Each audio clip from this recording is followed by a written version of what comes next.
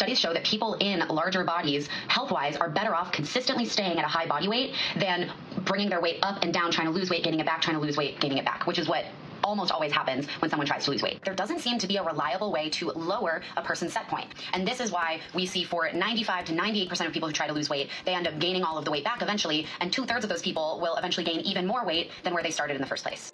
But it's also just more evidence for why dieting and weight loss attempts are not effective or worthwhile use of our time and energy. If something's hard to do, then it's not worth doing. I lost the weight, I figured out how to maintain it, and you've got people out here that are going to try to tell you that it can't be done, and it's just so disheartening to see that. Hello and welcome. Thank you so much for joining me. My name is Katie, and for those of you who don't know me, at my heaviest, I used to be 360 pounds, and I've lost 180 pounds and kept it off for a number of years now. And on this channel, we will discuss weight loss, weight maintenance, my personal experience with both, harmful narratives I'm seeing being dispelled about both, and, well, anything else I feel like talking about. So if that seems like something you're interested in, please go ahead and hit the subscribe button down below, and let's get into today's video. So far, we have talked about how I got to 360 pounds, what life was like at 360 pounds, why I chose to lose weight, and how I've lost the weight. So today, I'd like to discuss how I've maintained that weight loss for well over 7 years now. If you haven't watched my video on how I lost the weight, I'll leave a link down below, and I definitely suggest you start there. Why is that important? Because I firmly believe that whatever you do to lose the weight, you will have to continue to do in order to maintain your weight loss. Precisely the exact reason why I didn't want to go to any extremes when it came to my diet or exercise at any point during my weight loss. So in reality, it really wasn't that big of a difference for me to switch from weight loss to weight maintenance, because I had thought of it from the beginning, and I had just continued on with my habits and routines that I'd built into my lifestyle. And where did I come up with that notion that whatever I did to lose the weight, I would have to do to keep it off? Well, some of it did come from my own trial and error. I had lost weight previously through some pretty dubious methods. And once I stopped those, the weight quickly returned, because I had not lost weight in a proper fashion, nor had I addressed any of the underlying mental issues that were going on behind the scenes. Another piece to that? The show The Biggest Loser.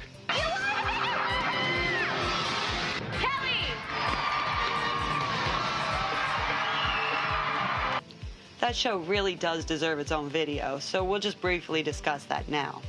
So, to preface, I know how we all feel about that show now, but when it came out, it really was a huge hit. And lots of people watched it for lots of different reasons. My reason was for inspiration, that someone my size of 360 pounds could lose the weight and change their lives. Yes, the methodology behind it was terribly flawed, and the results were mixed, even when it was airing. But it did inspire me. And when they would do follow-ups with contestants to see where are they now, it became pretty apparent to me that those who had stuck with it were able to maintain their weight loss, and those that hadn't, didn't. And again, the methodology behind that show was incredibly flawed. But it did give me that observation that I would have to continue to do the same things that led me to weight loss in the first place. So what did I do? Well, first off, this isn't a regimented plan by any stretch of the imagination, but I do have a few non-negotiables. First off, drink water.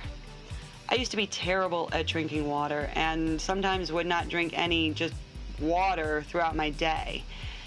And now I always make sure that I have water on hand, especially in between meals, and make sure that I just drink it as I'm thirsty. I don't necessarily hit an ounce goal per day, but I do know that I drink substantially more water than I've ever used to. Next, protein is key. It's not the only thing, but it really does make a big difference in satiety. I naturally consume less when it's protein-based. I can consume carbs all day long and not really feel satisfied. The limit does not exist. The limit does not exist. So I make sure to have protein at every meal, and I always consume the protein first off my plate and leave the carbs for last. And lastly, I have to stay as active as I can, meaning I don't like to sit down that much. I'm always up doing something. There's housework, there's yard work, there's landscaping, tearing down a deck, tearing down our fencing, uncovering the original brick stairs to this house and busting them up with a sledgehammer, gardening, having to go in and redo all of my garden beds now because we moved our fence. There's always something around the house or my yard that I can do to stay active, let alone all of the activities I can do with my kids. Run and play and chase after them and just have a great time while they get to go be kids.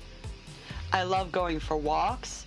I also started recently doing 5Ks last summer, but I never work out, not traditionally at least, but I do always stay active.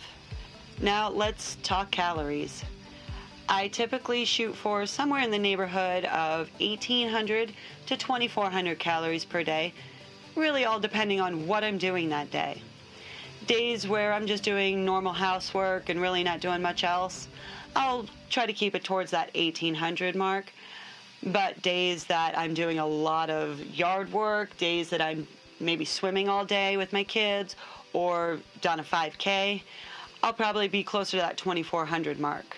But I don't strictly count them.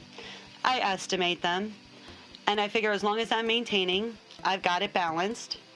If I'm gaining, I must be eating a little too much, and if I'm losing, I must be eating a little less. It's relatively easy for me to do it at this point since I've been doing it for years. Also, I don't eat out much. We go out to a restaurant maybe a few times a year, and we'll get fast food or out food maybe once or twice a month. And we have started drifting away from national chains and going to a lot more local spots where they have a lot more fresh ingredients and make the food on site. So the majority of my meals are cooked at home, which is not only cheaper, but I know exactly how it's prepared.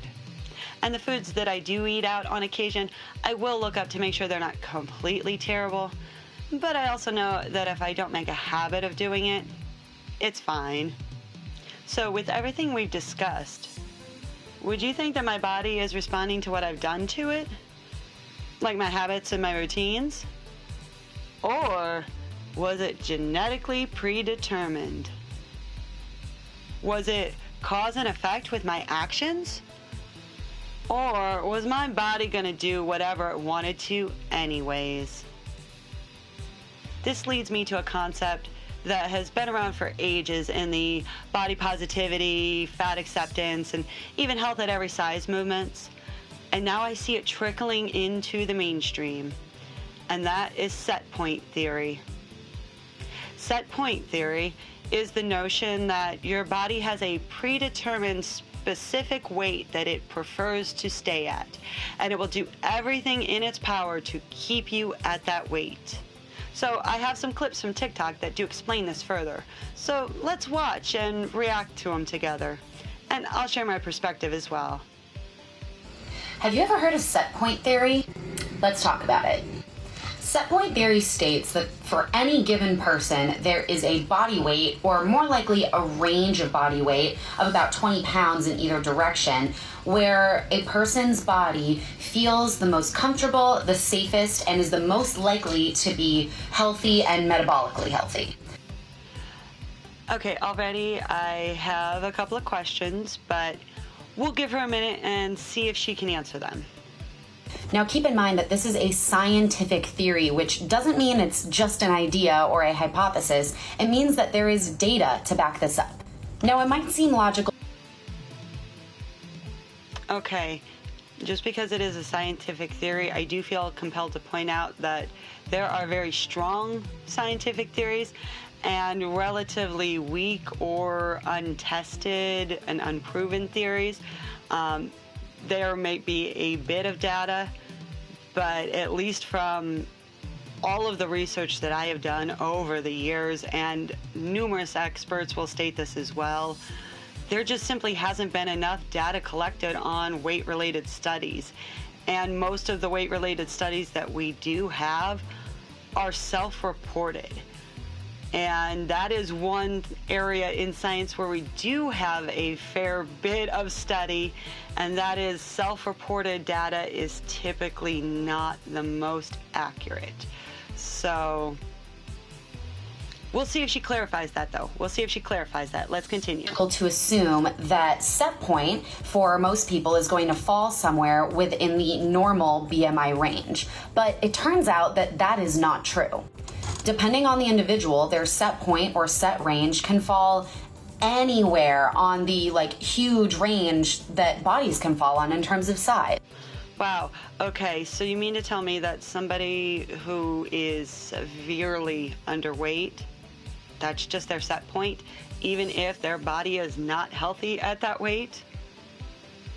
Somebody who is severely obese, like I was super morbidly obese.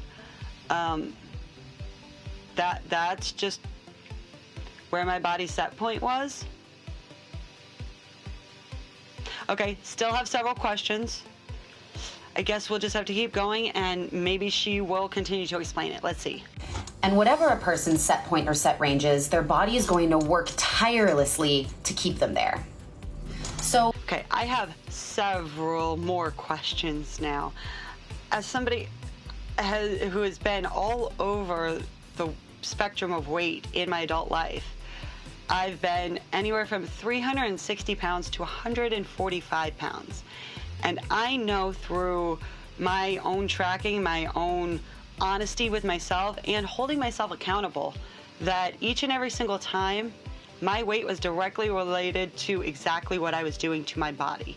How I was eating, how I was sleeping, how I was moving, all of those things played into what my body responded to.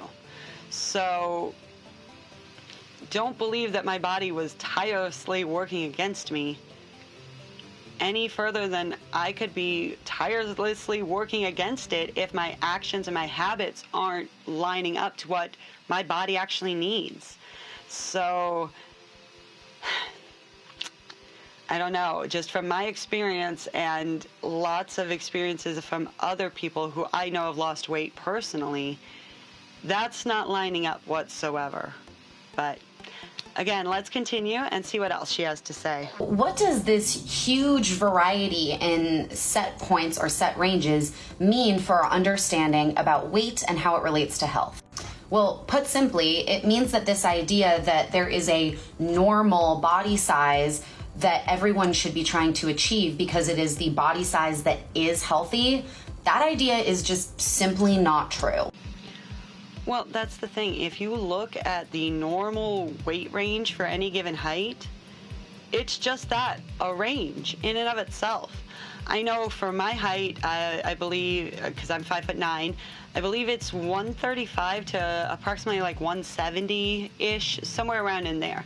So it's a fairly decent range of over 30 pounds, which is higher than the range that they're giving for set point theory, and all of those would still be considered a normal weight.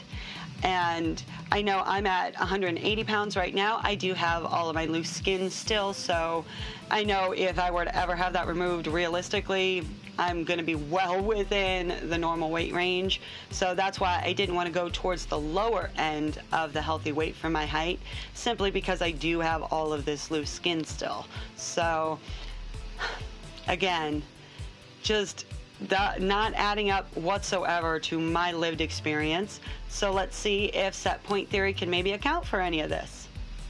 Because for a lot of people, their set range is actually going to exist quite far above what we would consider to be a normal, healthy, or attractive body size for a human being. And over again, studies show that when someone tries to force their body weight below their set point or set range, they have a lot of really negative health outcomes. again, I still don't know where my set point is supposed to be. And I definitely did not have any negative health outcomes from losing weight. Now, I do know that there are negative health outcomes for people that go about it in an improper manner. If you eat far too little, if you are restricting way too much, of course that can cause negative health outcomes for just about everybody out there, I would assume.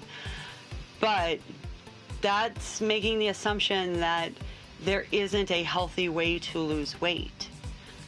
And if anything, my health is completely, drastically improved. It's done almost a 180 in many regards. And I still do have some health issues I've got to deal with, but those are chronic conditions I was born with, and they just decided to rear their ugly heads when they did. And I'm actually forever grateful that I did lose the weight, so that way I'm not dealing with further complications with my chronic illnesses that I can't change, but how I go about managing it really can make all the difference. So again, this does not make any sense to me. Let's see, we've got lots more. Maybe it will all come together in the end for us. Let's see. And this is true even when their set point is somewhere in a high body weight or high BMI range. One of the main reasons people often try to lose weight is to have benefits to their metabolic health. Yeah, my health was greatly improved. I'm no longer pre-diabetic.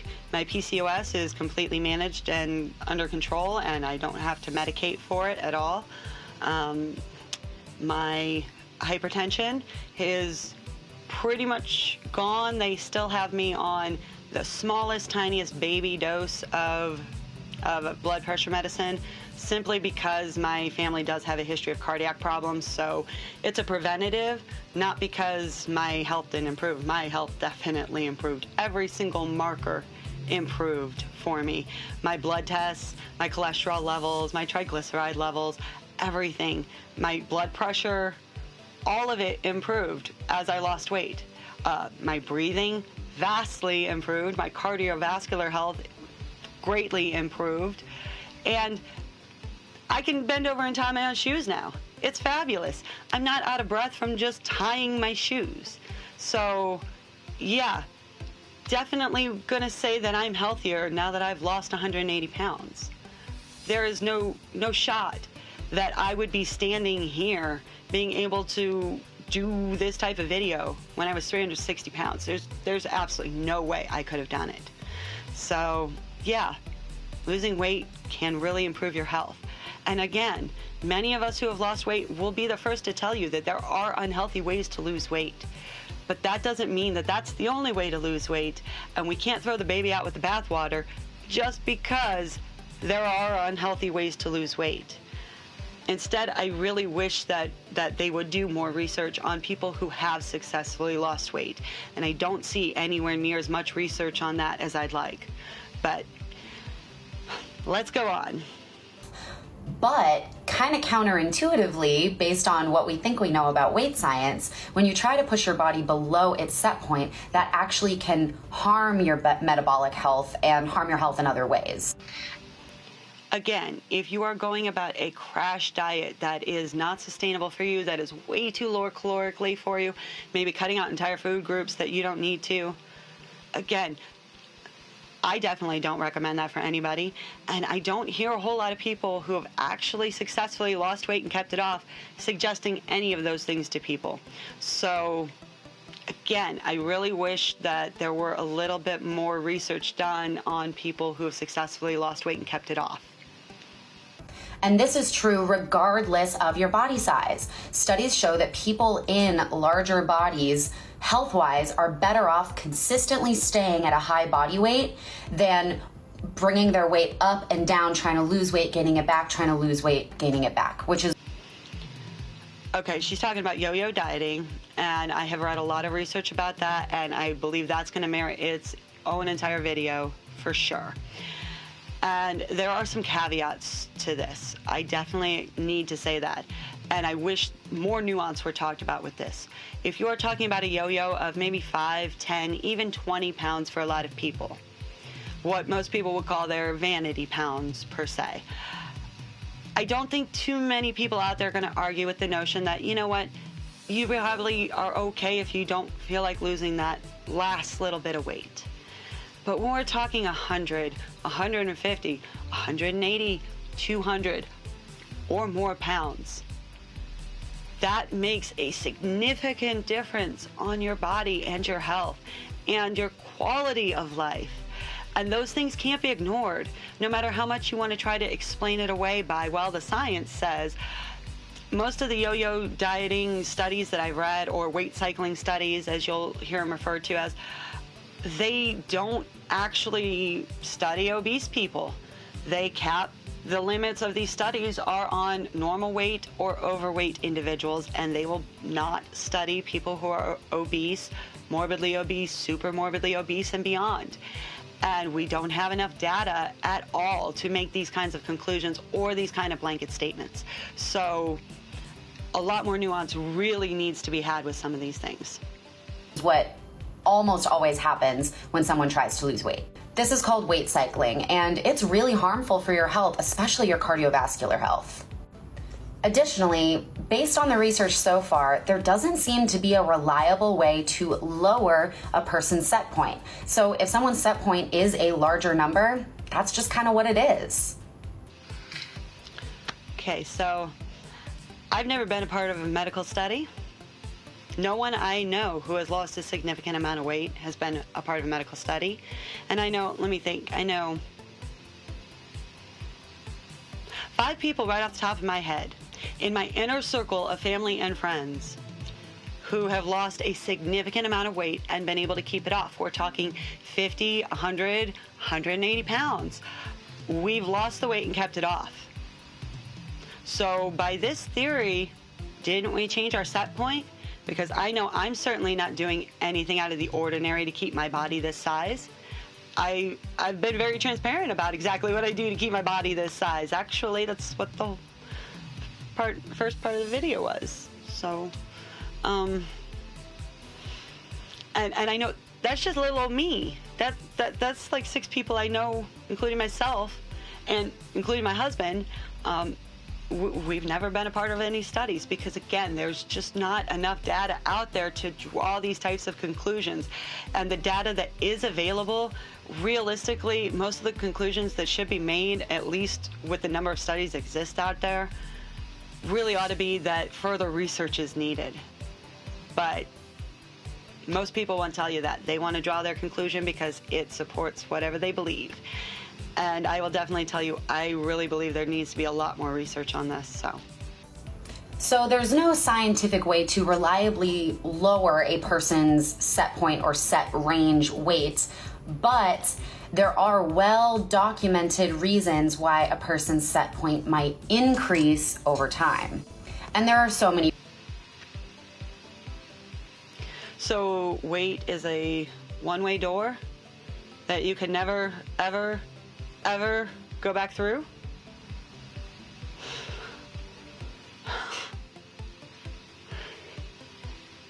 I mean, I've kept it off for 7 years. Is that not enough? I know a lot of people who have kept weight off for just as long, if not longer.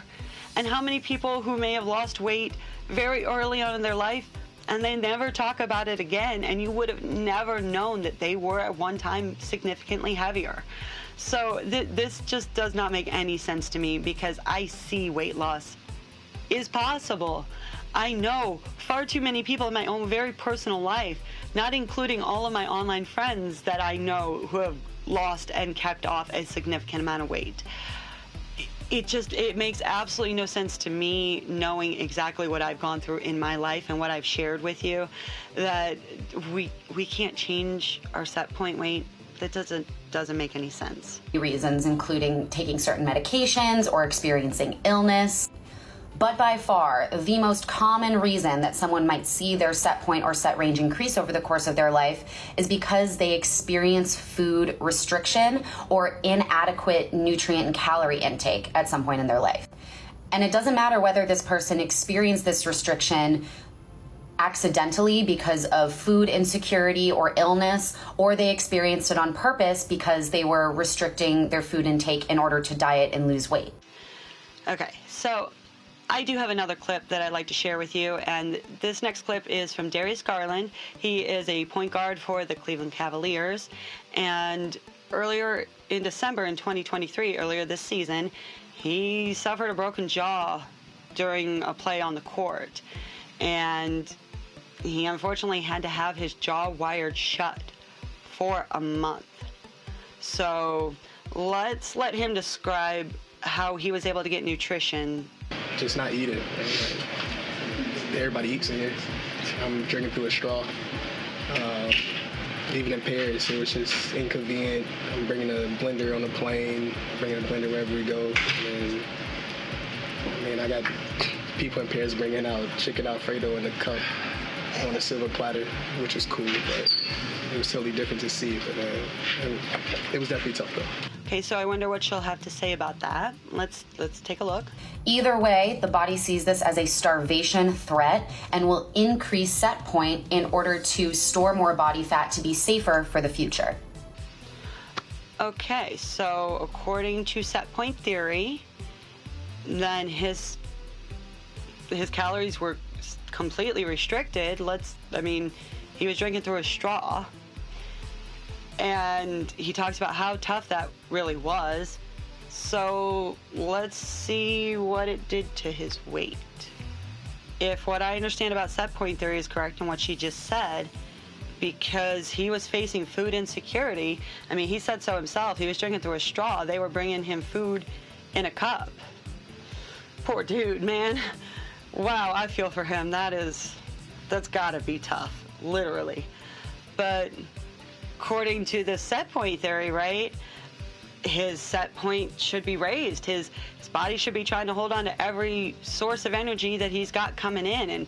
And we know that, while he's injured, he certainly wasn't playing basketball, so his activity level definitely decreased.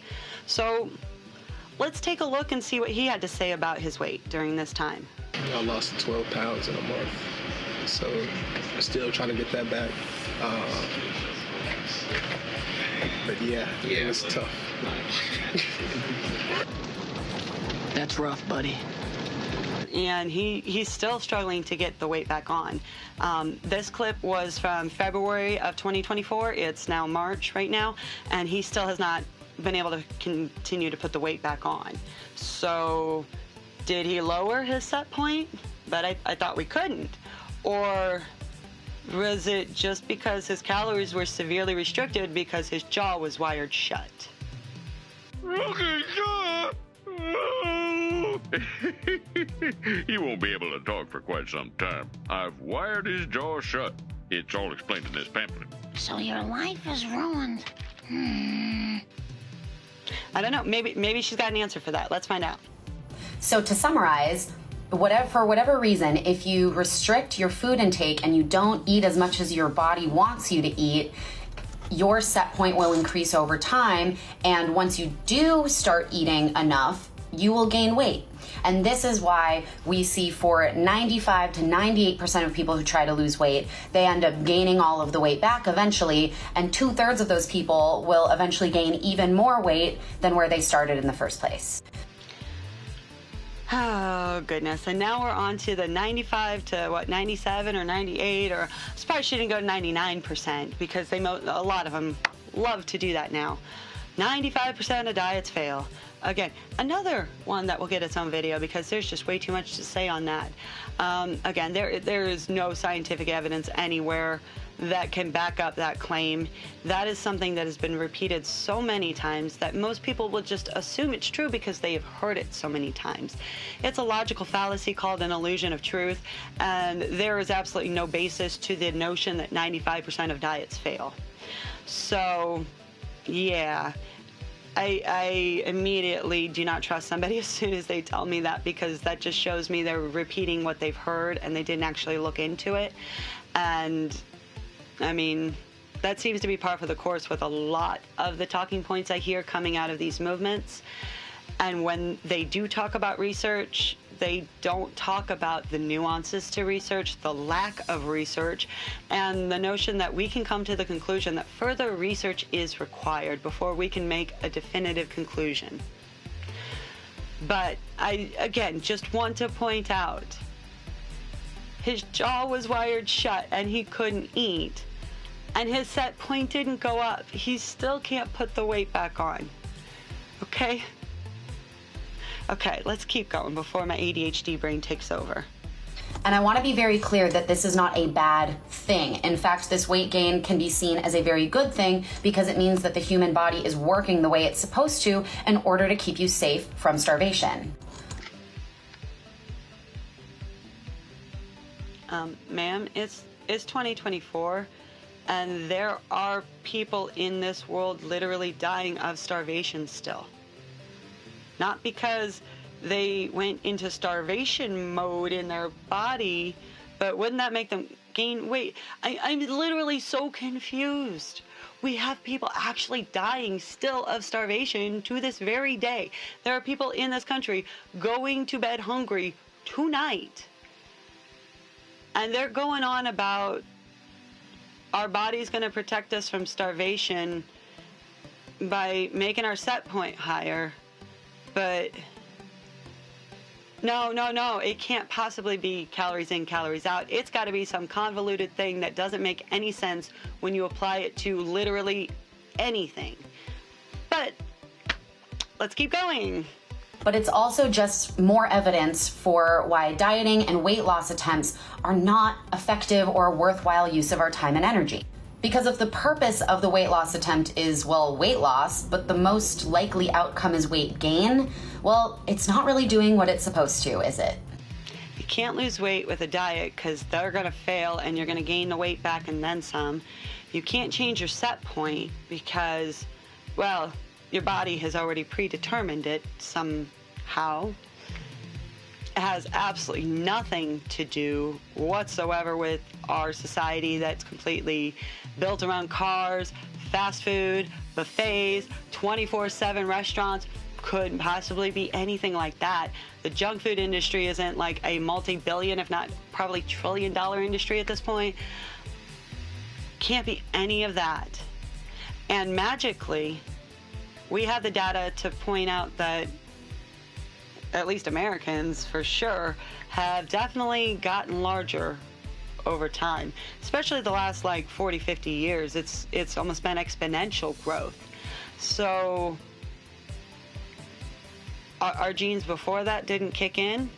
Like our previous generations from our ancestors didn't kick in. And there was ostensibly far more food insecurity back then than there is now.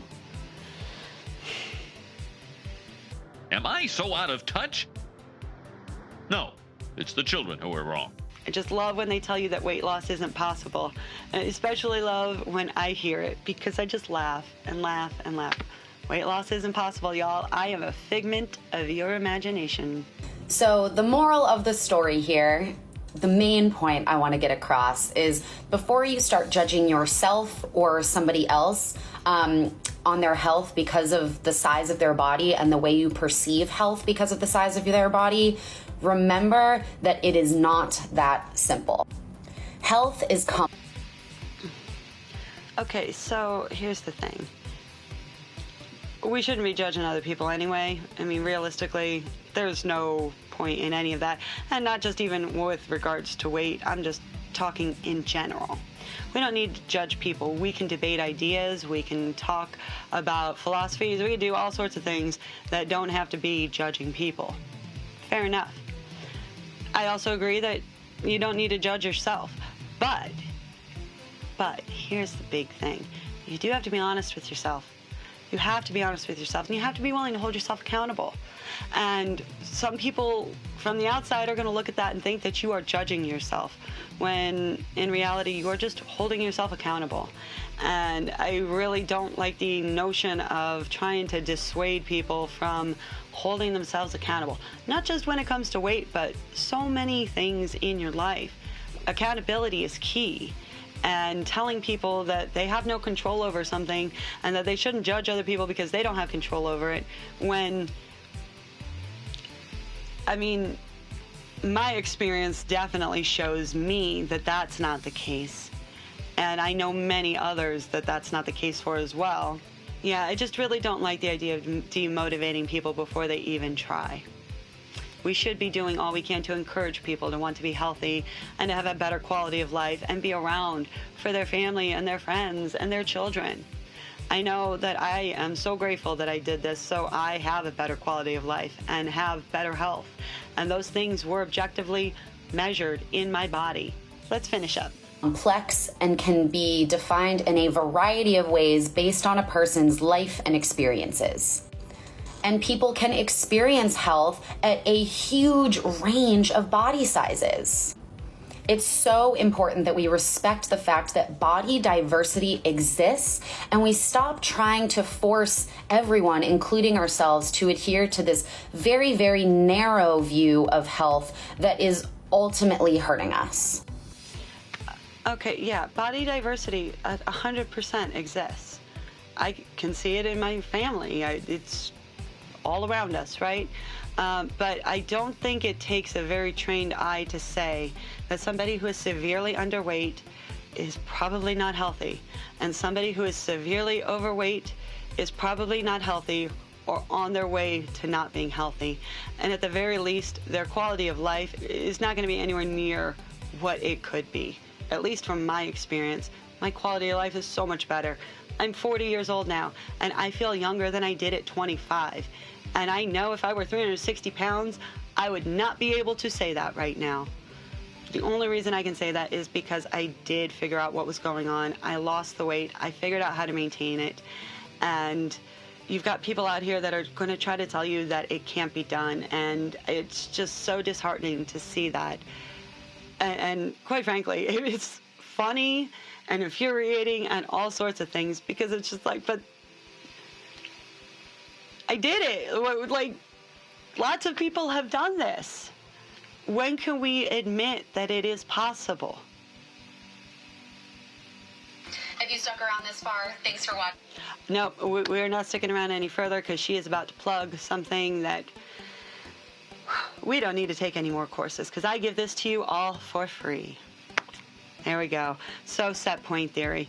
According to this, either your body is genetically predetermined to keep you at a specific size and will fight tooth and nail, but I know my lived experience is definitely counter to that.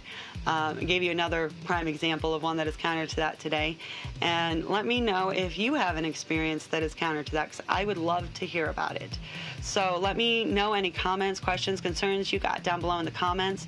And I thank you so much for joining me today. And I hope you like this style of reaction video. Let me know. We can do some more of these together. Thank you so much for joining me. And I'll catch you all in the next one. Bye. What is that? Is it Pokey? I know why you stuck around. You were waiting for that sweet, sweet Pokey content. Don't you worry. We got you. Hi, baby. Look at all of that floof. 1 minute, 37 seconds later.